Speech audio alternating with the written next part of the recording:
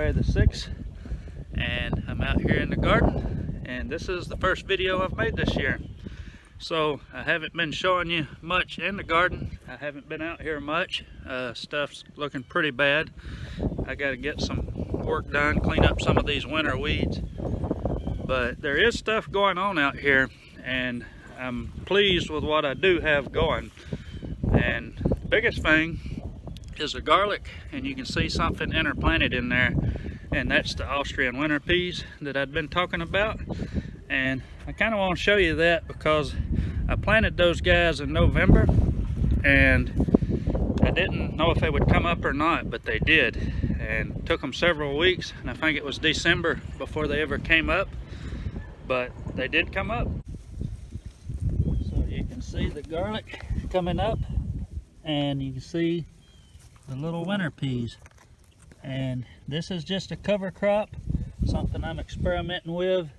Farmer Jesse over at No Till Growers is the one I got the idea from, and it's apparently worked pretty well for him, and I'm hoping I get some good results too.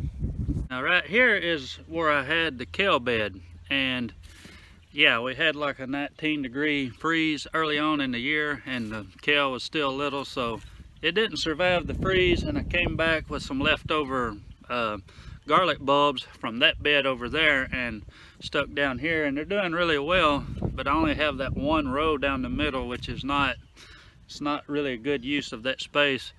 So I didn't do anything else this fall, but what I'm gonna do now is plant some snow peas down through here and get hopefully get a crop of that out, and then by the time I harvest those guys, this garlic will be ready. So you can see what I'm talking about. I have the one really good row in the middle here, and I'm just going to put maybe a row of peas over here and a row of peas over here, and maybe put up some type of support system to hold them up and hopefully not waste all that space.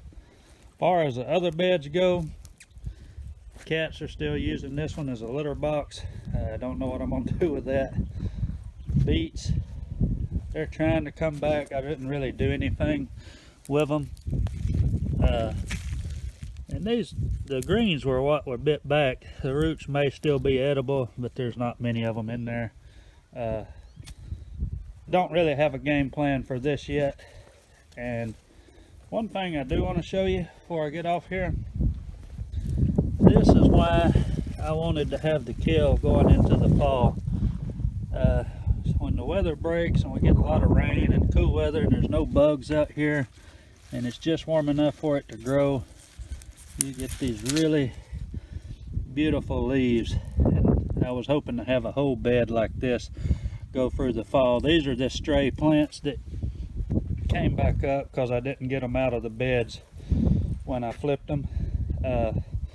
But you can see that's just perfect looking full-size kale. It's not baby greens, but we actually used some of this in our New Year's dinner, and really pleased with that, and that's why I wanted to get the kale going over the winter time. So that'll be it for now. I think I just wanted to show y'all that there is stuff going on out here, and I'm about to start getting really busy and try to go into the spring with a little more momentum than I did last year. And when I do some of that stuff, I'll show you. So I'll see y'all later. Y'all be good. Bye.